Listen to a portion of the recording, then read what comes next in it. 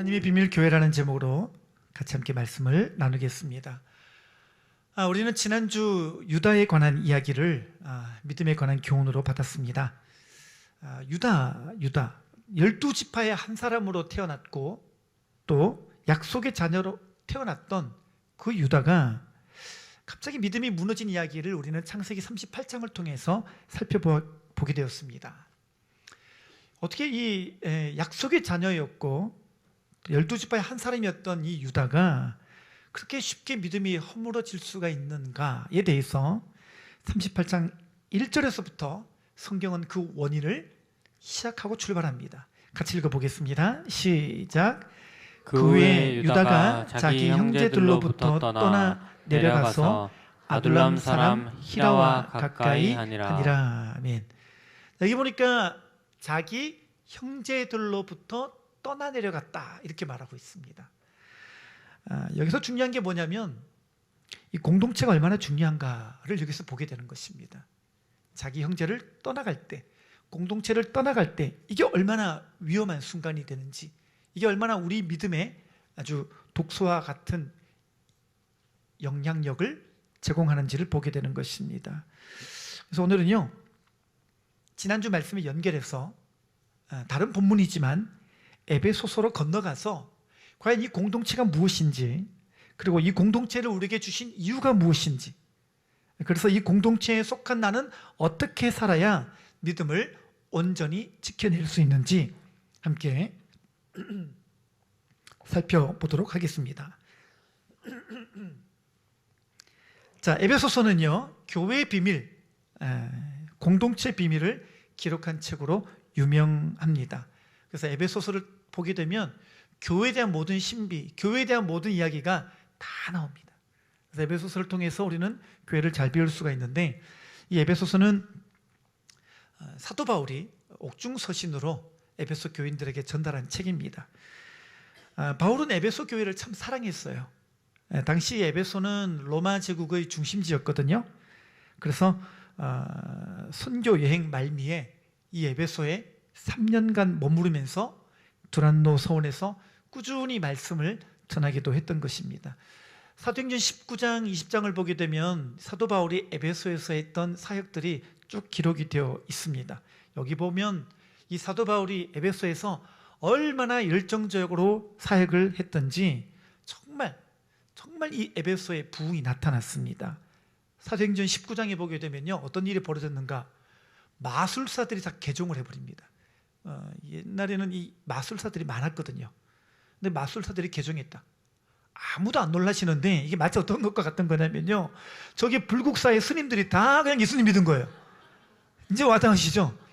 그 정도로 엄청난 부흥이 일어난 거예요.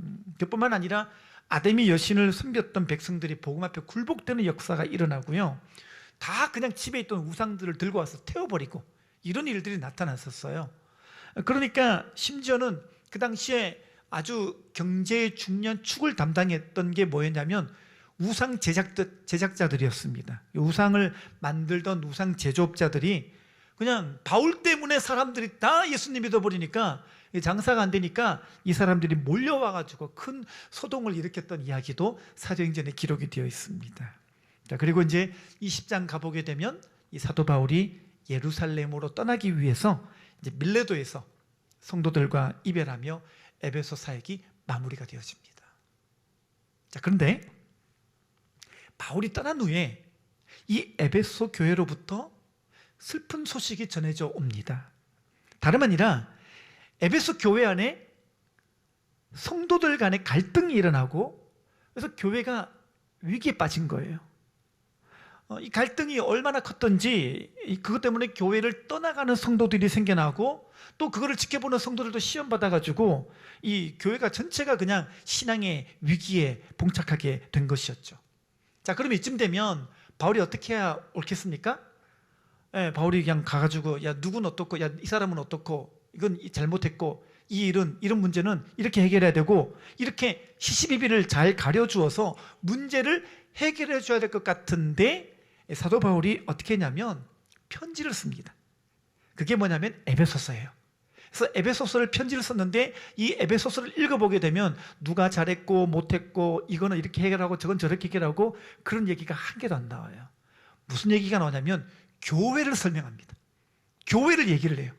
교회의 비밀이 무엇인지, 교회의 정체가 무엇인지, 교회의 본질이 무엇인지를 그걸 얘기를 해요. 그러니까 에베소 교회에 있었던 갈등과 어려움을 다른 방식으로 접근하는 거죠. 교회를 설명함으로 말미암아 교회가 무엇인지를 가르쳐 줌으로 그 에베소 교회의 갈등을 해결하고 치유해 주었던 것입니다. 여러분, 그래서 이 교회를 이해하는 게 참 중요합니다. 어쩌면 우리도 신앙의 많은 문제들이 교회를 이해하지 못했기 때문에, 교회를 모르기 때문에 생겨난 문제일 수 있습니다. 그래서 우리들도 오늘 교회를 배웠으면 좋겠습니다.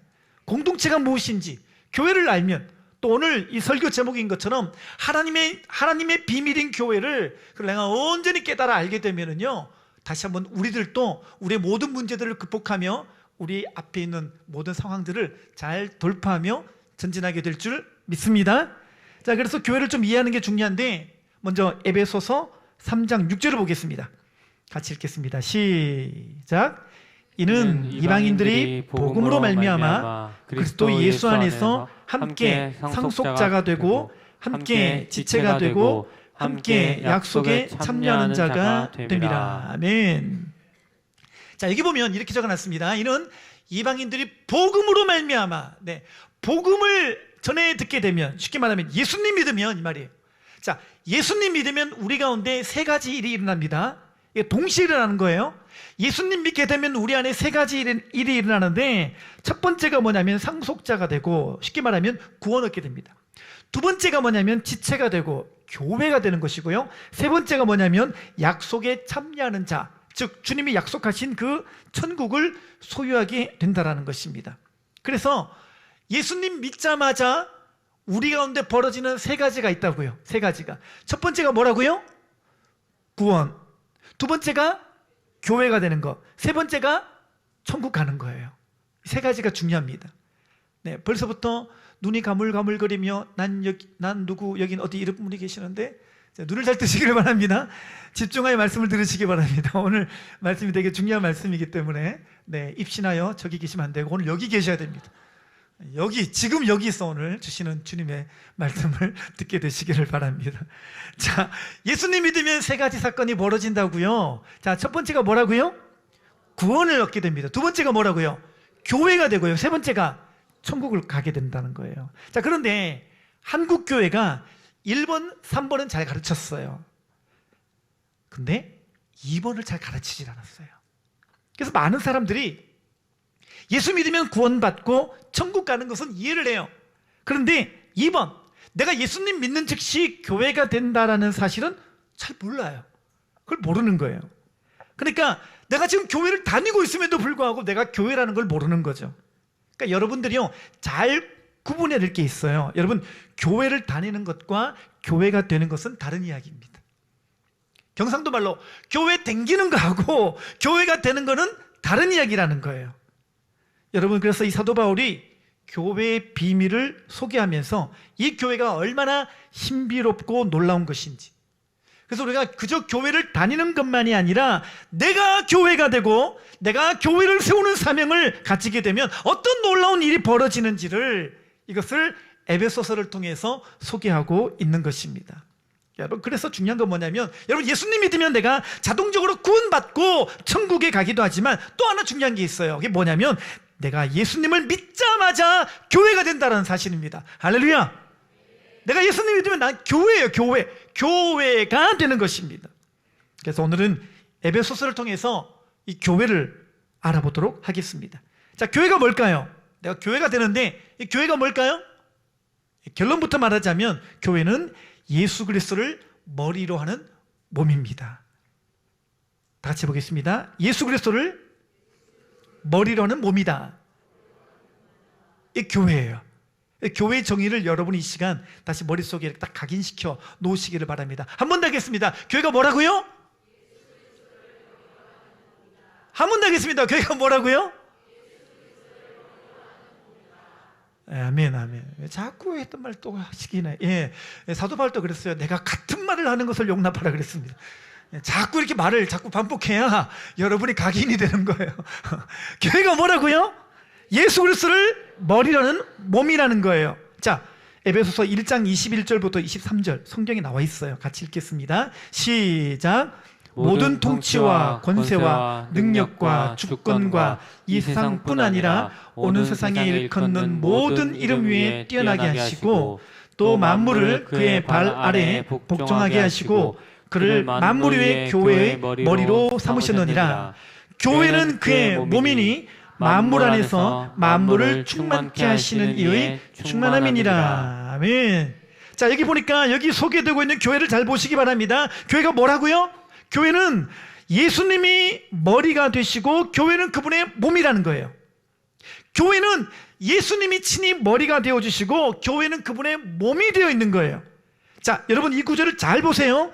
그분이, 예수님이 교회의 머리 같은 분? 아니죠. 그렇게 안 적었죠. 예수님이 교회의 머리라고 했습니다. 머리 같은 분이 아니라 머리예요. 교회는요, 교회는 그의 몸 같다라고 적은 게 아니라 교회는 그분의 몸이라고 적었어요. 그러니까 무슨 말이냐면 이건 비유가 아니라는 거예요. 우리는 교회가 그리스도의 몸이다라고 말할 때 그 비유인가 보다 라고 생각하는데 지금 성경에서 적어놓고 있는 거는요, 이거는 비유가 아니라는 거예요. 이거는요 실제이고 교회가 마치 생물학적인 존재인 것처럼 하나의 영적인 유기체라고 하는 실체예요. 그래서 몸이라고 하는 것은요, 정말 지금 우리가 그리스도의 몸을 이루고 있는, 여러분이 지금 이 상황이, 여러분이 이렇게 같이 있는, 같이 예배하고 있는 여러분의 공동체가 실제이고 실체라는 거예요. 아멘입니까? 이 땅에 수많은 성도들이 가지고 있는 고민이 하나 있어요. 우리가 영적으로 성장하는 거잖아요. 다 성장을 원하시죠? 그러니까 예배도 오신 줄 믿습니다. 말씀도 듣고 기도도 하고 열심히 하잖아요. 어쨌든 우리가 보면요, 신앙 성장을 위해서 예배 열심히 드리고 성경도 읽고 기도도 합니다. 자, 근데 내가 나를 알잖아요. 자기는 자기를 알잖아요. 여러분, 예배 열심히 드린다고 성장이 되나요? 설교 말씀 열심히 한다고 성장이 되나요? 기도만 열심히 한다고 되나요?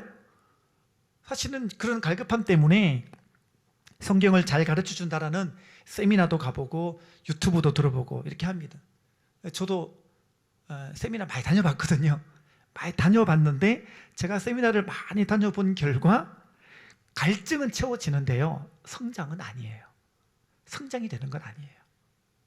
여러분, 어떤 사람은 기도 많이 한다라는 곳 찾아보지만요, 여러분 그런 데 가보세요. 기도만 열심히 시킨 데 가보면요, 이게 더 신비한 현상만 추가하게 됩니다. 그래서 기도하는 데 가보면 뭐 봤다 들었다 뭐 이렇게 말하는데, 여러분 그 수준에서 만족이 안 돼요. 더 센 거를 경험하고 더 세게 들어야 되고 더 센 걸 봐야 돼요. 그래서 더 이렇게 목말라 하게 되는 것입니다. 그래서 그런 신앙은요, 더 센 체험이 아니면 또 만족이 안 돼서 그냥 온 사방팔방 온 전국을 다 다니게 되어 있습니다. 소위 말해서 이거는요, 체험 중독이 돼요. 진짜 무서운 신앙입니다. 그렇게 되면 안 됩니다. 그럼 여기서 우리가 중요하고도 본질적인 질문이 하나 나옵니다.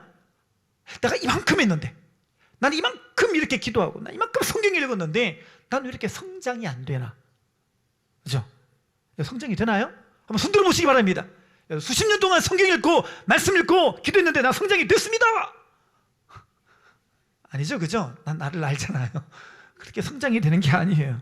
사실 에베소 교회가 그랬어요. 여러분, 에베소 교회를 향해서 예수님이 그렇게 말씀하셨잖아요. 내가 네 행위와 네 수고와 네 인내를 알고 견디고 게으르지 않은 것을 아노라 그랬잖아요. 보세요, 대단한 교회예요. 에베소 교회 부흥이 일어났는데요, 그뿐만 아니라 두란노에서 그만큼 많이 가르쳤잖아요. 이 정도니까 행위와 수고와 인내를 알고 견디고 게으르지 않은 그 에베소의 모습을 예수님이 칭찬했었어요. 이 정도면 잘한 거잖아요. 근데 에베소 교회가 몰랐던 게 있어요. 그게 바로 교회의 비밀을 몰랐어요. 그래서 사도 바울이 에베소 교회에 편지를 쓴 거예요. 그래서 하나님이 우리를 그리스도의 몸으로 만들었기 때문에 교회라는 그리스도의 몸을 통해서 우리가 성장하게 된다는 것입니다. 성장은 어떻게 이루어지는 거예요? 몸을 통해서 이루어지는 거예요. 교회라는 그 몸에 몸에 결합되고 몸에 붙어 있을 때 몸을 통해서 우리가 성장을 경험하게 된다라는 것입니다. 그래서 여러분들이 몸이 되면 두 가지를 경험하게 돼요. 첫 번째는 뭐냐? 그분이 교회의 머리가 되심을 경험하게 되고, 두 번째는 뭐냐? 내가 그리스도의 지체가 된다는 것을 경험하게 됩니다. 성경이 있어요. 한번 고린도전서 12장 12절 보겠습니다. 같이 보겠습니다. 다 같이요. 시작. 몸은 하나인데 많은 지체가 있고 몸의 지체가 많으나 한 몸임과 같이 그리스도도 그러하니라. 아멘. 자, 이게 보세요. 교회라는 몸이 있단 말이에요. 몸이 있는데 이 몸의 지체가 많지만 한 몸이 된 것처럼 그랬죠. 지금 여러분 우리가 많잖아요, 성도님들이. 근데 이렇게 이 많은 지체가 한 몸이란 말이에요. 근데 그 다음 성경 구절 보세요. 그 다음 뭐라고 적어놨죠? 그리스도도 그러하니라. 무슨 말이에요? 그렇죠? 주님도 우리에게 오셔가지고 우리와 한 몸 되기를 기뻐하셨다라는 거예요. 예수님이 머리가 되시고 우리 모든 지체가 몸이 되어서 이게 한 몸이 되어 있는 것, 그게 뭐라고요? 교회라는 거예요. 더 놀라운 사실이 그 다음에 나옵니다. 13절 볼까요? 시작. 우리가 유대인이나 헬라인이나 종이나 자유인이나 한 성령으로 침례를 받아 한 몸이 되었고 또 다 한 성령을 마시게 하였느니라. 아멘. 보세요. 놀라운 게 두 가지가 나왔죠. 여러분, 예수님이 우리의 머리가 되어주셨다라는 거.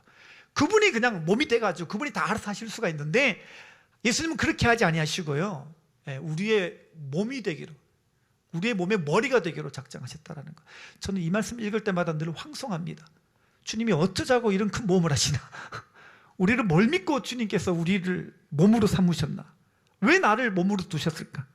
그래서 비밀이라는 거예요. 여러분, 나를 통해서 하나님은 이 시대에 하나님의 사명과 하나님의 꿈을 펼쳐나갈 수 있도록 교회를 선택하신 줄 믿습니다. 그래서 몸이 되셨는데 그 다음 구절 읽은 이 구절에 봤더니 뭐라고요? 한 성령으로 침례를 받아. 그 다음 뭐라고요? 한 몸이 됐다. 여러분, 예수님뿐만 아니라 성령님도요 놀라운 일을 행하고 계신데, 여러분 성령님이 오신 이유가 뭐예요? 여러분, 성령님께서 지금 하고 계신 일이 뭐예요?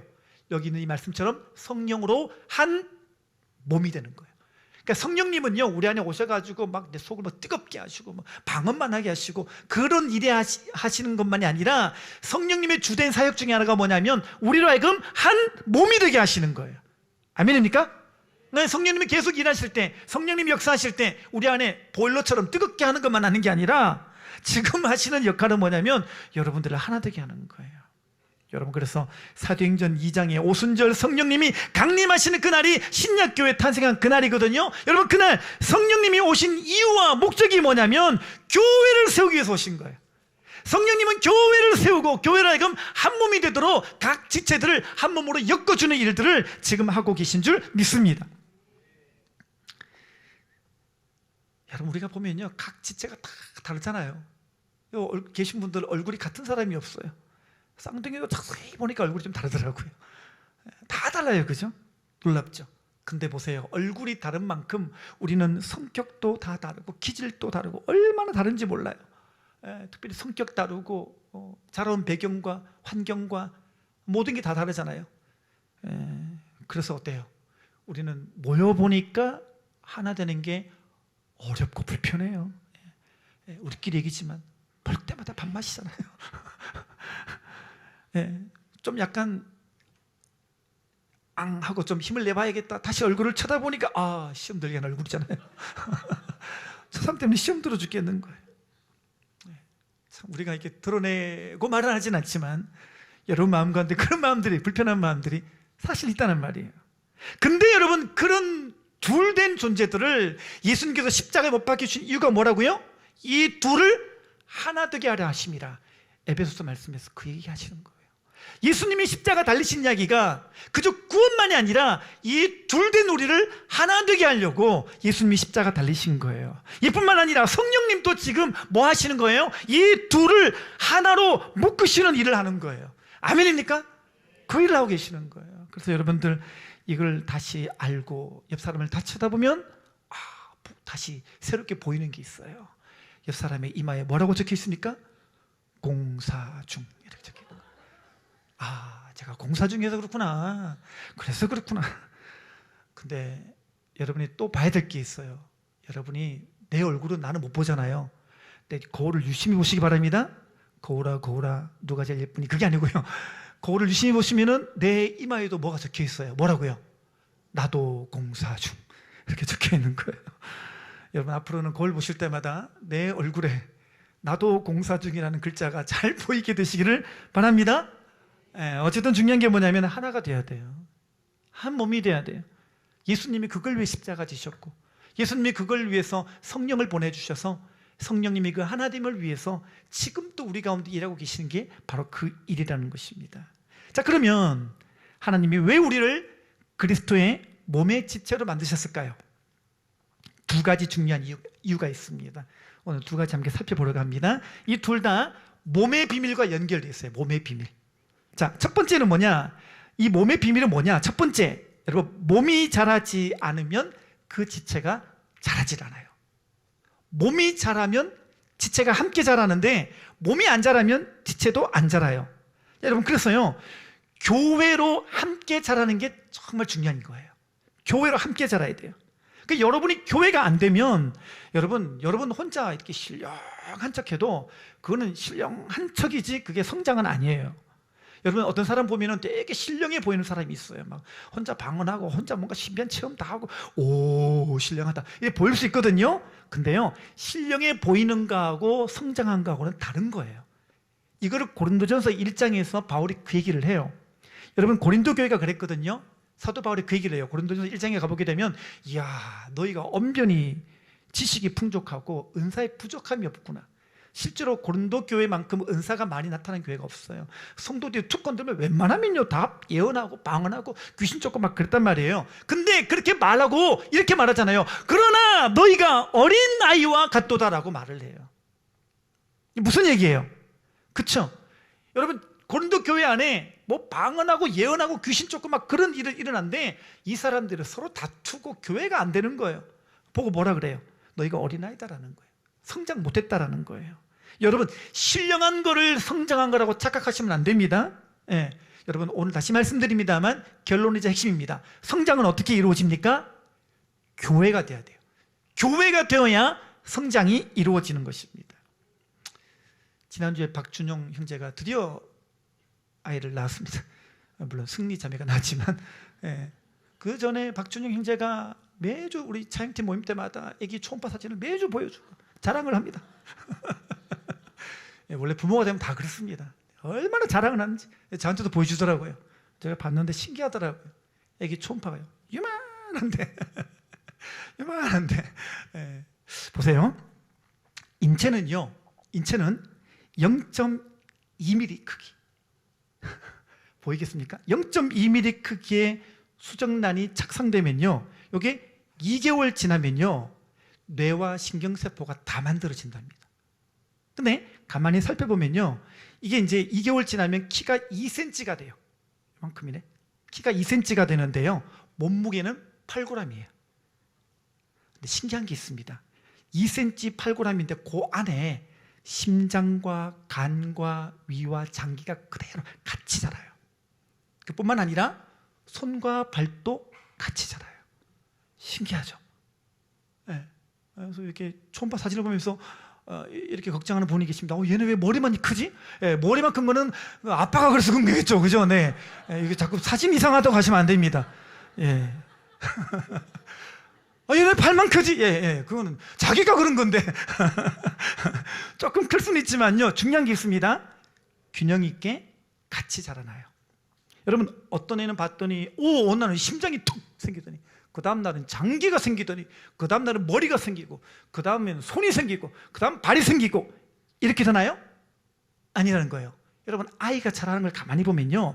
온 몸이 자라면서 모든 지체가 같은 비율로 균형 있게 자라는 것을 볼 수가 있습니다. 교회가 이와 같은 거예요. 여러분들이 누구 하나 특별하게 신령한 게 아니라 우리가 교회로서 같이 자라고 같이 성장한다는 것을 잊지 마시기를 바랍니다. 에베소서 4장 15절 16절에 나와 있어요. 같이 읽어보겠습니다. 시작. 범사에 그에게까지 자랄지라. 그는 머리니 곧 그리스도라. 그에게서 온 몸이 각 마디를 통하여 도움을 받음으로 연결되고 결합되어 각 지체의 분량대로 역사하여 그 몸을 자라게 하며 사랑 안에서 스스로 세우느니라. 아멘. 자, 여기 보니까 뭐라고 적어놨죠?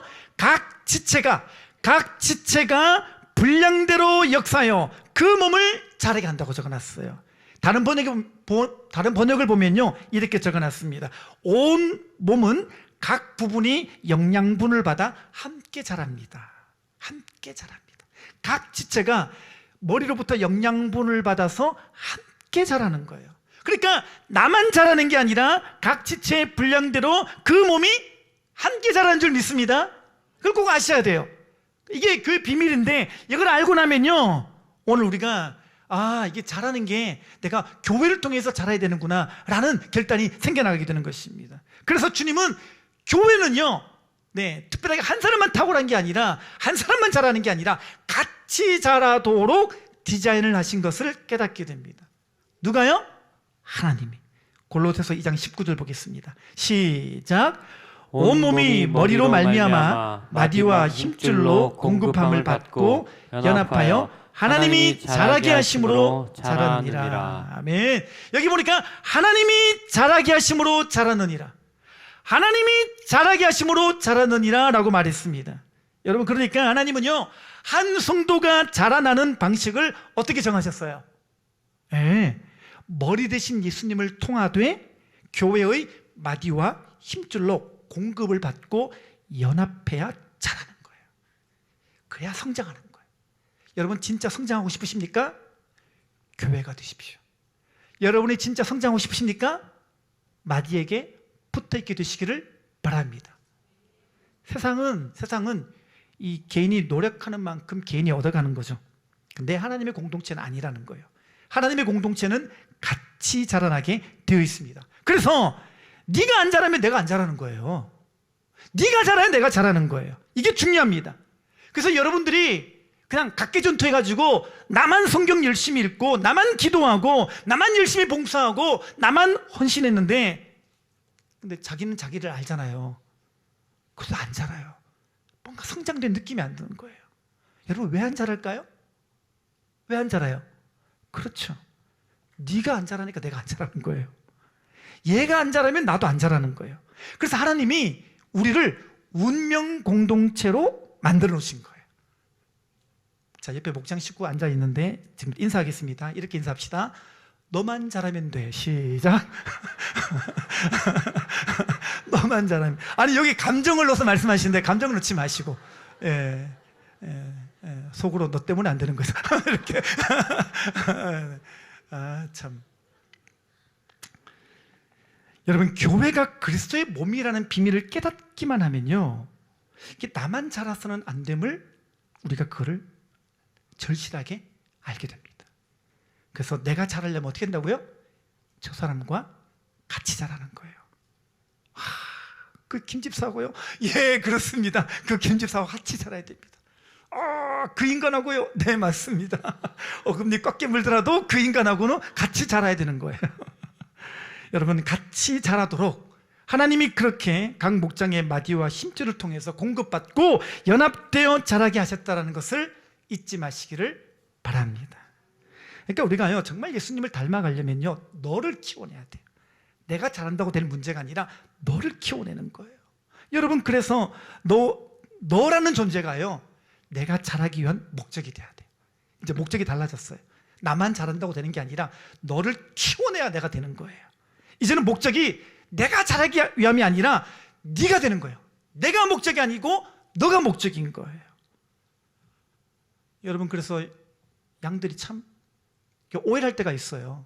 목자들이 나를 끊임없이 찾아오고 목자들이 나한테 끊임없이 잘해줄 때마다 저 교회에서 월급 받고 하나? 여러분, 우리 교회에서 목자들에게 월급 안 줍니다. 근데 왜 그렇게 하겠어요? 목자들 그걸 아는 거예요. 교회 비밀을 알고 있거든요. 네가 잘해 나도 잘하니까. 그러니까 여러분들 포기 못하는 거예요. 그게 목자들의 마음이에요. 여러분, 그래서 목자 여러분, 그리고 목자와 함께 마디 역할로 양육인으로 열심히 사역하시는 분들, 여러분이 해야 될 일이 뭡니까? 뭐예요? 교회에 너를 키워내는 사람들이 많아져야 돼요. 너를 키워내는 사람들이 많아져야 돼요. 목장에도요, 그런 양육인들이 많이 필요합니다. 우리 교회 지금 81명의 목자가 있는데요, 그 밑에 또 양육인들이 있는데요, 숫자가 너무 부족해요. 여러분, 더 많은 사람들이 양육인으로 마디 역할을 했어요. 너를 키워내겠다고 하는 사람들이 많아져야 이 교회가 같이 크는 거예요. 목장에요, 양육인들이 더 많아져야 됩니다. 그래야 그 목장이 성숙되고 성장하는 거예요. 네가 잘하면 나는 보너스예요. 나는 그냥 잘하는 거예요, 저 사람 때문에. 그래서 양육인들이 다 이렇게 고백하죠. 처음에 네 한번 얘를 좀 양육해봐. 저는 못해요. 그래, 할 수 있어. 자, 이 교재 가지고 해봐. 첫날 가가지고 교재를 탁 펴가지고 하는데 어때요? 막 덜덜덜 떨죠, 그죠? 자기가 무슨 말 하는지 몰라요. 그리고 정신없이 1시간을 끝냈어요, 그죠? 갔다 와서 물으면 너 뭐 했니? 몰라요. 나도 무슨 말 하는지 몰라요. 그래요. 근데 한 번 양육하고, 2번 양육하고, 3번 양육하고 하다가 뭘 느껴요? 이게 목자의 마음이었구나. 이게 목자의 마음이구나. 또 뭐예요? 이게 하나님의 마음이구나 하면서 느껴요. 이론으로는 몰라요. 기도실에서는 몰라요. 성경 읽으면서 몰라요. 내가 직접 그 영혼 붙들고 씨름할 때 그때 누리게 되는 충만이 있어요. 그게 뭐예요? 그렇게 하면서 내가 잘하는 거예요. 아멘입니까? 따라서 하겠습니다. 네가 있어야 나도 잘한다. 아멘입니까? 그렇게 잘하는 거예요. 그렇게 잘하는 거예요. 자, 두 번째로 하나님은 왜 우리를 그리스도의 몸으로 만드셨는가? 그 이유는요, 나와 너의 관계가 깨어지면요, 나와 그리스도와의 관계도 동시에 깨지는 거예요. 이게 교회 비밀이에요. 내 기분 나쁘다고, 내 수틀린다고 나 저 사람하고 이렇게 관계를 끊었는데, 여러분, 그게 내가 주님과의 관계도 깨어진다는 것을 깨달으셔야 돼요. 중요한 이야기입니다. 우리는 사람과의 관계를 다 깨뜨려 놓고, 목장에서 사람과의 관계를 다 불편하게 하고, 목장 카톡방에 그냥 들었다 놨다 하고 그냥 그렇게 해놓고도 스스로 위로를 이렇게 합니다. 나는 주님만 잘 섬기면 돼. 그렇게 아니에요. 그거는 불가능한 거예요. 그럴 수가 없는 거예요. 왜냐? 하나님이 우리를 그리스도의 몸으로 만들어 놓으셨기 때문에 여러분이 몸에서 분리되는 즉시 머리에서 분리가 되는 거예요. 목장 카톡방 쉽게 나가지 마세요. 나가는 순간 주님과 분리되는 거라는 거예요. 그게. 여러분, 예수님이 교회의 머리가 되시고 우리가 그분의 몸의 지체라면 몸과 머리의 관계, 그리고 몸과 지체와의 관계는 몸과 머리와 지체와의 관계가 다 연결되어 있는 거예요. 성경에 나와 있다니까요. 에베소서 1장 22절 23절 보겠습니다. 시작. 그를 만물 위에 교회의 머리로 삼으셨느니라. 교회는 그의 몸이니 만물 안에서 만물을 충만케 하시는 이의 충만함이니라. 아멘. 여기 노란색으로 표시한 거 잘 보세요. 교회의 머리가 누구예요? 예수님이에요. 근데 교회는 뭐예요? 그분의 몸이라는 거예요. 여러분, 이거는 중요한 진리예요. 중요한 진리예요. 여러분, 예수님이 친히 우리의 머리가 되시고, 그래서 교회를 그분의 몸으로 삼기로 작정하신 거예요, 예수님께서. 근데 23절에 보니까, 자, 23절 이렇게 적어놨습니다. 교회는 그의 몸이니 만물 안에서 만물을 충만케 하시는 이의 충만함이니라. 뭔 말인지 한 개도 모르겠죠? 저도 헷갈려가지고 쉬운 성경 번역을 보니까 이해가 됐습니다. 자, 쉬운 성경 번역으로 읽겠습니다. 시작. 교회는 그리스도의 몸이며 모든 것을 넘치도록 채우시는 분이 계신 곳입니다. 자, 무슨 말인지 알겠죠? 여러분, 교회의 머리가 누구예요? 예수님인데, 예수님이 그 예수님께 있는 모든 충만함, 하늘에 속한 모든 신령한 것들을 그냥 우리에게 딱 던져주시는 게 아니라 그분이 몸을 통해서 각 지체들에게 충만함들을 채워주시는 거예요. 그러니까 예수님이 모든 것 그랬죠. all of all 그랬어요. 모든 것.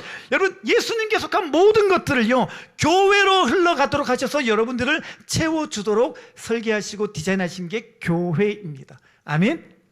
아멘이십니까? 여러분, 그렇기 때문에 교회를 통하지 않고서는 예수님을 결코 배울 길이 없어요. 아멘입니까? 여러분, 교회를 통하지 않고서는요, 결코 예수님께 연결될 수도 없고, 여러분이 교회에 연결되지 않는 순간 예수님께로부터 끊어질 수밖에 없다라는 거예요. 제가 중학교 때 있었던 일입니다. 제가 자전거를 타고 가다가 학교 운동장에서였던 것 같아요. 자전거를 타고 막 달리는데 아마 제가 앞을 제대로 안 봤는데 앞에 다른 애도 자전거 타고 오는 중이었는데 자전거가 쾅 마주쳤어요. 확 넘어졌죠. 넘어지고 눈을 딱 보니까 제가 손가락에 잘려 있는 거예요. 놀래가지고 누가 옆에 계셨던 분이 손수건을 주시더라고요. 그래서 또 떨어진 손가락을 제가 주워다가 옆에 마침 정형외과가 있었어요. 그걸 들고 갔어요. 근데 의사 선생님이 이러시는 거예요. 꿰매시면서 이게 붓겠나? 이러면서 이걸 꿰매시는 거예요. 제가 어린 마음에 얼마나 이게 상처가 되겠어요. 울면서 안 돼요. 붙여주세요. 그러면서 여러분 의사 선생님들은 절대로 그러시면 안 됩니다. 아이고 요거 잘 붙겠네 이렇게 하고 하셔야 되는데 이게 붙겠나 이러면서 오시는 거예요. 그 제가 마음이 얼마나 힘들었는지 몰라요. 그래가지고 그때 부모님께서 아마 제가 너무 힘들하니까 교회 목사님을 집으로 초청해가지고 이렇게 기도해 주시더라고요. 지금은 잘 붙었습니다. 이게 붙어 있어요. 지금 제가 무슨 얘기하는 거냐면요. 보세요. 여러분 이 검지가 만약에 제 손에서 떨어져 있었다면, 떨어져 있다면, 얘가 만약에 분리되어 있는 상태라면 여러분 이 손가락은 몸에서 분리된 게 아니라 동시에 어디로부터 분리된 거예요? 머리로부터 분리된 거죠. 자, 머리가 지시를 내립니다. 손가락 구부립니다. 그죠? 얘가 잘렸어요. 머리가 명령을 내리는데 명령이 가요, 안 가요? 안 간단 말이에요. 그러니까 이 떨어진 손가락 입장에서 보게 되면 몸에서 떨어진 게 아니라 어디에서 끊어진 거예요? 머리로부터 떨어진 거란 얘기예요. 머리로부터 분리가 된 거고요. 머리의 지시를 받지도 못하고 머리의 영향력으로부터 떨어진 거란 말이에요. 여러분 그렇기 때문에 똑같은 이야기예요. 내가 공동체에서 떨어지면은요, 내가 주님을 잃어버리는 거예요. 내가 공동체와의 관계가 깨어지면요, 그거는 머리 대신 주님과의 관계도 깨어진다는 것을 잊지 마시기를 바랍니다. 무엇보다 여러분이 목자와의 관계가 깨어지면요, 꼭 기억하세요. 내가 목자와의 관계성이 깨어지면 주님과 더 깨어지는 거다라고 여러분이 그걸 정말 깨달으셔야 돼요.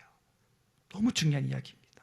이거는 비유가 아니라 실제라는 거예요. 비유가 아니라 실체이기도 합니다. 그러니까 난 목자 없이도 난 잘할 수 있다. 우리 목자 볼 때마다 짜증나는데, 우리 목자 볼 때마다 힘들어 죽겠는데 나 목자 없이 내가 알아서 하겠다. 결코 그렇지 않습니다. 그렇게 안 돼요. 양육인 지난해랑 똑같은데 아이고 지가 아는 척하고 정말 눈꼴 사납네. 아니에요. 그래도 그 양육인을 통해서 여러분이 잘하는 거예요. 여러분 공동체 없이 우리가 결코 성장할 수 없는 이유는 뭐냐면 머리 대신 예수님께로부터 떨어진 거기 때문에. 성경 볼까요? 요한일서 3장 10절입니다. 같이 읽어보겠습니다. 시작. 그 형제를 사랑하지 아니하는 자는 하나님께 속하지 아니하니라. 아멘이죠. 하나 더 보겠습니다. 요한일서 4장 20절입니다. 시작. 누구든지 하나님을 사랑하노라 하고 그 형제를 미워하면 이는 거짓말하는 자니 보는 바 그 형제를 사랑하지 아니하는 자는 보지 못하는 바 하나님을 사랑할 수 없느니라. 아멘. 여기 보세요. 형제를 그랬는데 이게 목장 식구 말한 거예요. 공동체를 말하는 거예요. 공동체, 내게 지금 주신 이 공동체의 지체들을 사랑하지 않으면서 하나님을 사랑한다, 말이 안 된다라는 거예요. 여러분 놀랍게도 우리는요, 교회 와서 예배를 드리면서 하나님 사랑합니다 찬양하면서 I love you Jesus 막 찬양하는데요, 마음속에 뭐가 있어요? 목자 꼴보기 싫은 거예요. 목자가 싫어요. 목장 식구는 더 꼴보기 싫어요. 그러면서 하나님 사랑합니다. 이게 가능해요? 가능하지 않다라는 거예요. 그래서 우리가 정말 깨달은 게 뭐냐? 내가 너를 사랑해야 그게 주님을 사랑하는 거예요. 아멘입니까? 네. 여러분 목장에 잘 연결이 안 되는 사람이 있을 거예요. 목자와 늘 관계가 안 좋은 사람이 있을 거예요. 목장 식구들과 항상 관계성이 단절되어 있는 분이 있을 거예요. 보세요. 혼자 경건생활 아무리 잘하고 금식기도 하고 난리쳐도요, 여러분 은혜가 안 흘러가요. 은혜는 흘러가는 거예요. 연결되어 흘러가는 것이 내가 직통 계시 받아가지고 내가 그렇지 않아요. 주님은 그렇게 디자인하지 않으셨어요. 우리가 성장하는 법을 그렇게 만들어 놓지 않으셨어요. 뭐가 필요합니까? 교회가 필요합니다. 공동체가 필요합니다. 목자가 필요하고 양육인이 있어야 되는 것입니다. 그래서 여러분, 교회는 몸이에요. 몸이기 때문에 연결돼야 머리로부터 연결되어 예수님의 충만이 흘러가게 되는 줄 믿습니다. 나는 목장 없이도, 나는 목자 없이도 신앙생활 잘할 수 있다. 예, 죄송합니다. 그 사람은요, 교회의 비밀을 모르는 사람이에요. 하나님이 마련해 놓으신 은혜의 통로를 무시한 채로 자기 의만 쌓는 사람이에요. 자기 의만 쌓는 사람이에요. 더 무서운 사람이죠. 정말 무서운 사람입니다. 잠언 18장 1절 읽겠습니다. 시작. 무리에게서 스스로 갈라지는 자는 자기 소욕을 따르는 자라 온갖 참 지혜를 배척하느니라. 아멘. 그렇죠. 여러분, 무리에서 갈라지는 거는요, 위험합니다. 어떤 분이 그런 분이 계시더라고요. 내가 목장 식구들하고 말이 안 통한다고. 근데 세상 친구들은 말이 통한다고. 세상 친구가 더 낫더라고. 야, 내가 개 모임 가보니까, 내가 반상회 가니까 차라리 그 사람들 더 낫더라고. 왜 그럴까요? 예, 여기 적어놨잖아요. 자기 소욕을 따르는 자라. 여러분, 내 욕심 따라 사람 만나면요, 더 편한 게 세상 사람이에요. 친구가 더 나을 수 있어요. 근데 교회는 어때요? 자꾸 간섭하잖아요. 이래라 저래라 그러잖아요. 기분 나쁜 거예요. 니나 나랑 똑같아 보인다. 왜 이러지? 근데 그게 아니라는 거예요. 그렇게 연결돼야 될 이유가 뭐예요? 그렇죠. 그게 교회니까. 몸을 통하여 주님의 충만을 흘러가게 하시니까. 또 하나 보겠습니다. 전도서 4장 10절입니다. 다 같이요. 시작. 홀로 있어 넘어지고 붙들어 일으킬 자가 없는 자에게는 화가 있으리라. 아멘. 예, 여러분, 무리에서 스스로 갈라지면 안 되고 홀로 있으면 안 돼요. 홀로 있지 마시기 바랍니다. 여기 계시지만 심적으로 이미 목장에 이렇게 나와 있는 분이 계셔요. 심리적으로. 나는 목장 싫어. 이 목장 말고 딴 목장 없을까? 딴 데가 똑같습니다. 가면 똑같습니다. 항상 언제나 그렇습니다. 네, 그러니까 여러분이 꼭 기억하시고, 갈라지려는 마음, 홀로 있으려는 마음이, 그 마음이 선하지 못합니다. 자, 그러면 공동체가 살기 위해서, 아니 정확하게는 내가 살기 위해서, 내가 성장하기 위해서 꼭 필요한 게 뭘까요? 자, 에베소서 4장 15절 16절입니다. 같이 읽겠습니다. 시작. 범사에 그에게까지 자랄지라. 그는 머리니 곧 그리스도라. 그에게서 온 몸이 각 마디를 통하여 도움을 받음으로 연결되고 결합되어 각 지체의 분량대로 역사하여 그 몸을 자라게 하며 사랑 안에서 스스로 세우느니라. 아멘. 오늘 여기 보니까 노란색으로 표시해놓은 이 단어를 마음에 잘 되새기시기를 바랍니다.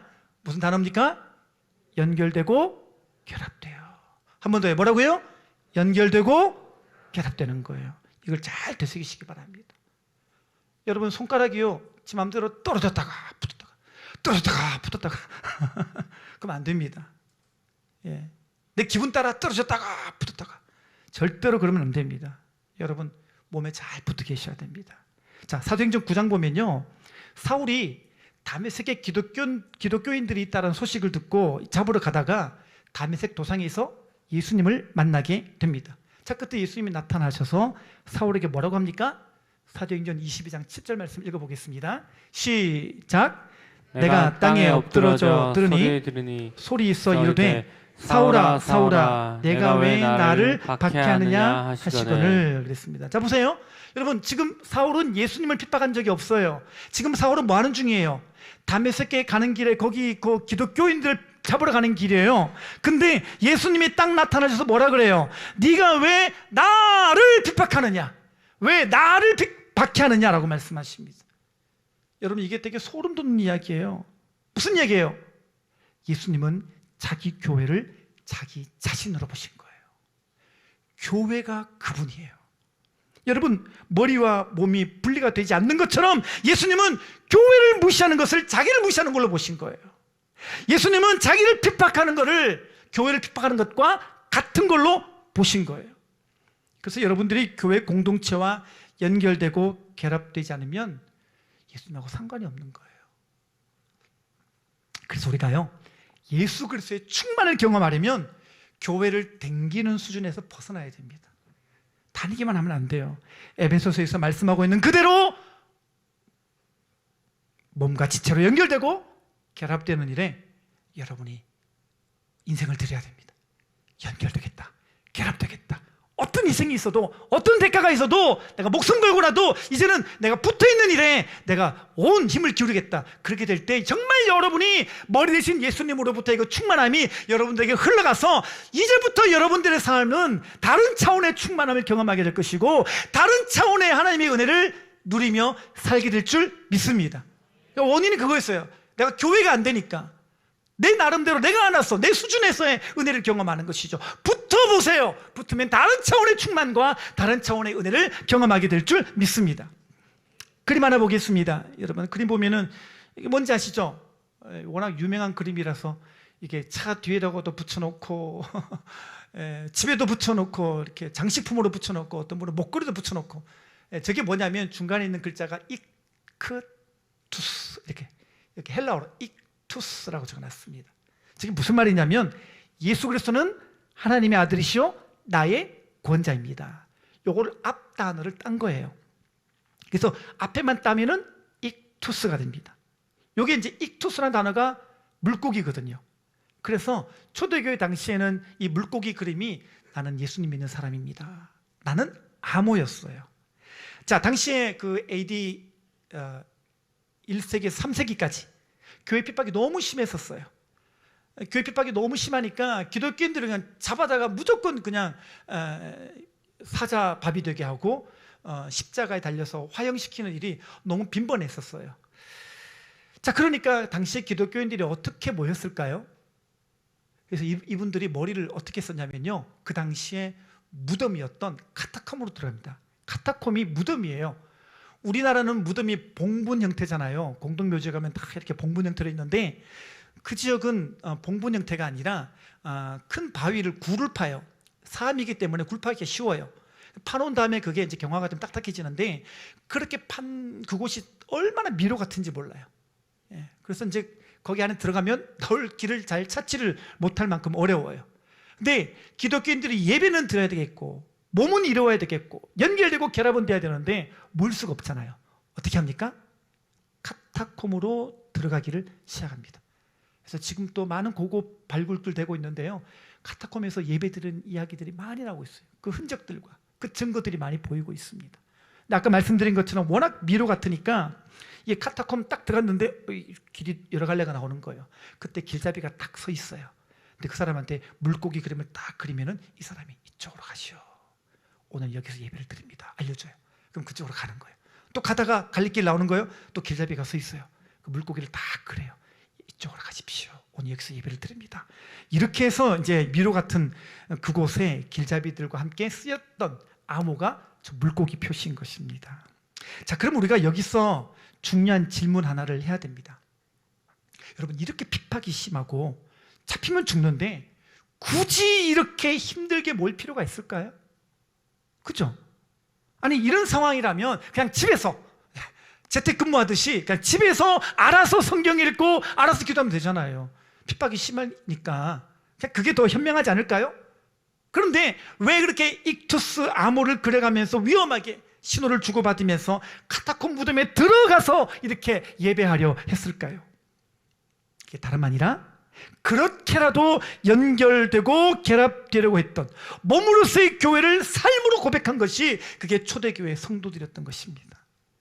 이분들 마음은 그거예요. 교회의 비밀을 알고 나니까, 교회의 비밀을 알고 나니까 내가 이렇게 목숨 걸고라도 내가 저 사람과 연결되고 결합되어 한 지체로서 같은 몸으로서 머리 대신 예수님을 충만하게 경험하지 않고서는 살 수가 없었던 사람들, 초대교회 성도들.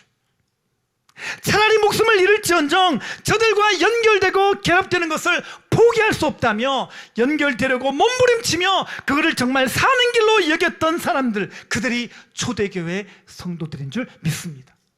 그렇게 산 거예요.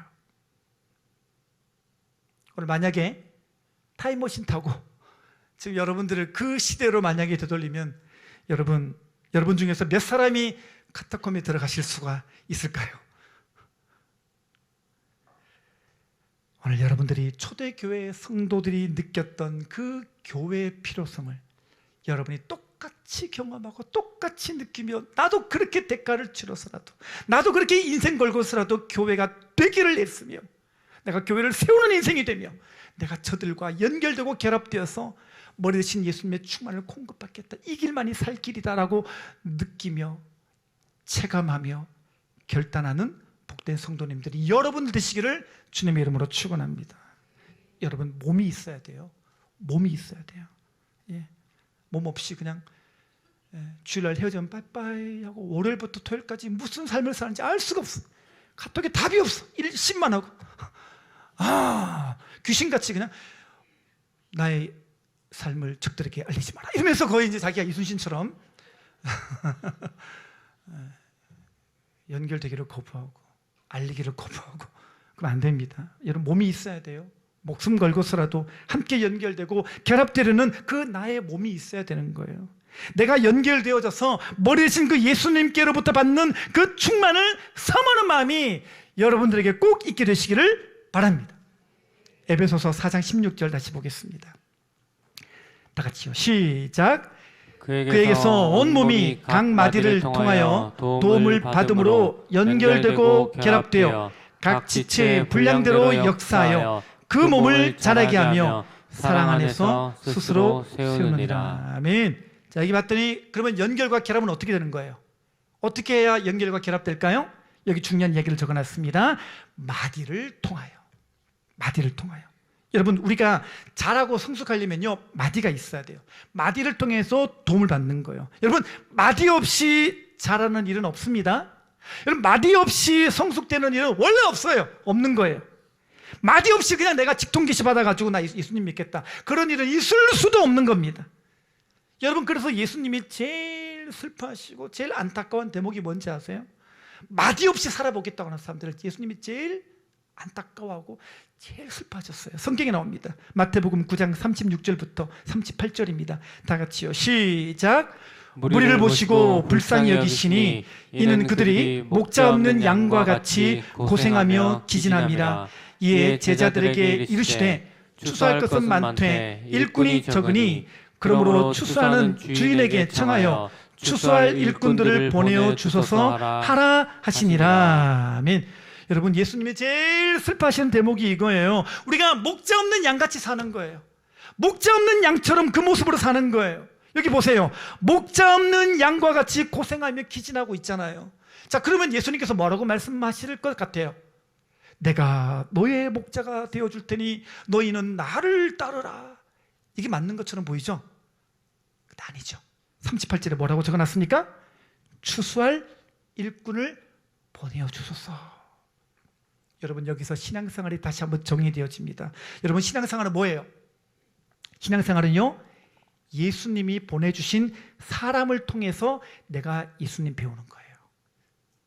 아멘이시죠? 그래서 바울이요, 고린도전서 11장 1절에도 뭐라고 했냐면 너희는 나를 본받는 자가 되라. 이렇게 말한 이유가 뭐냐면, 보세요. 바울이 원래는 이렇게 말할 것 같잖아요. 너희는 열심히 성경 읽고 예수님 배워라. 이렇게 말해야 옳을 것 같은데 지금 이렇게 말하잖아요. 너희는 나를 본받는 자가 되라. 무슨 말이에요? 신앙은 그런 게 아니라는 거예요. 예수님처럼 살려면 하나님이 세우신 목자와 양육인 마디를 통해서 배우며 살아야 되는 거예요.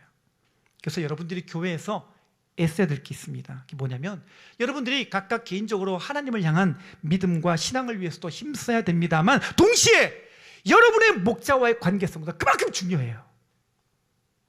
목자와 관계성을 잘 맺게 되시기를 바랍니다.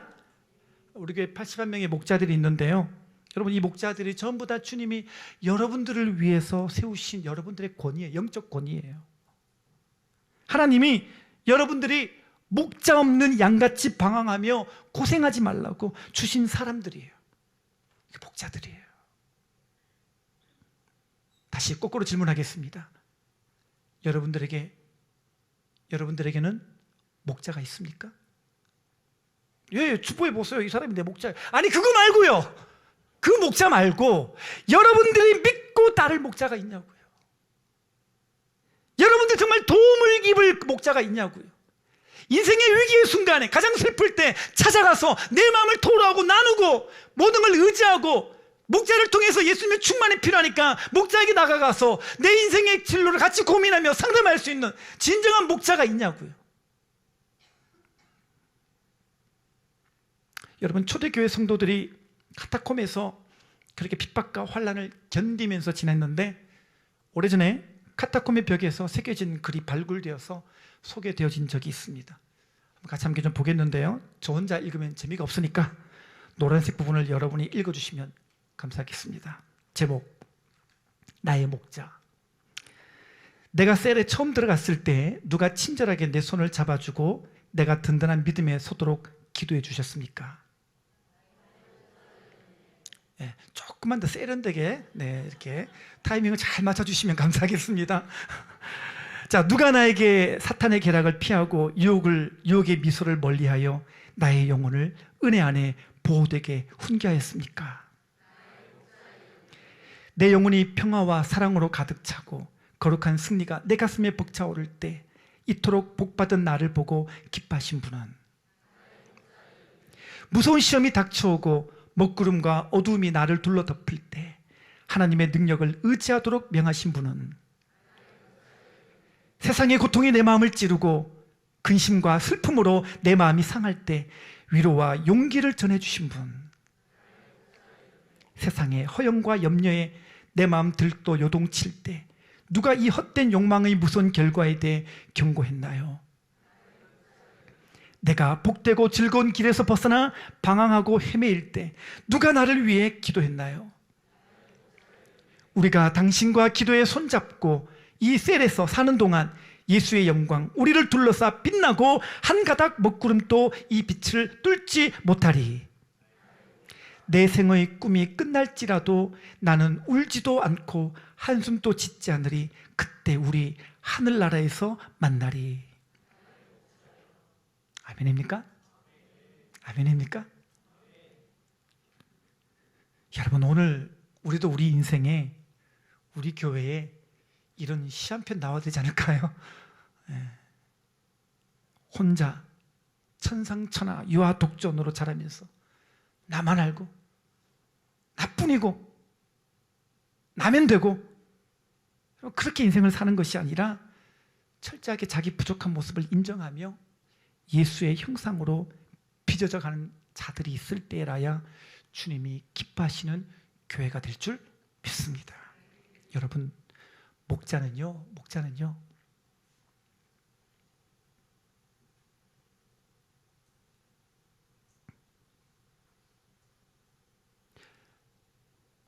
하나님의 사랑을 맛보고 그 사랑 때문에 영혼들을 위하여 수고하지 않고는 견딜 수 없는 소명에 그 가슴에 불붙은 자들이 목자들이에요. 여러분, 목자는 주님의 사랑에 굴복되어져서 주님 주신 양무리를 치지 않고서는 그 사랑을 드러낼 길이 없어서 이 십자가를 지기로 작정한 사람들이에요. 목자들을 오해하지 마시고 기쁨으로 잘 따라가 주시기를 바랍니다. 이 사람들이 여러분들 곁에 있잖아요. 하나님이 이 사람들을 여러분을 위해서 세워주셨어요. 여러분, 이제는요 이 목자들과 함께 연결되고 결합되고 교회를 세우는 일에 온전히 헌신해 주시기를 바랍니다. 그래서 하나님의 비밀, 이 몸된 교회를 통해서 내가 성장하고 자라나는 진짜 은혜를, 참 은혜를 여러분들 모두가 다 경험하게 되시기를 주님의 이름으로 축원합니다. 기도하겠습니다.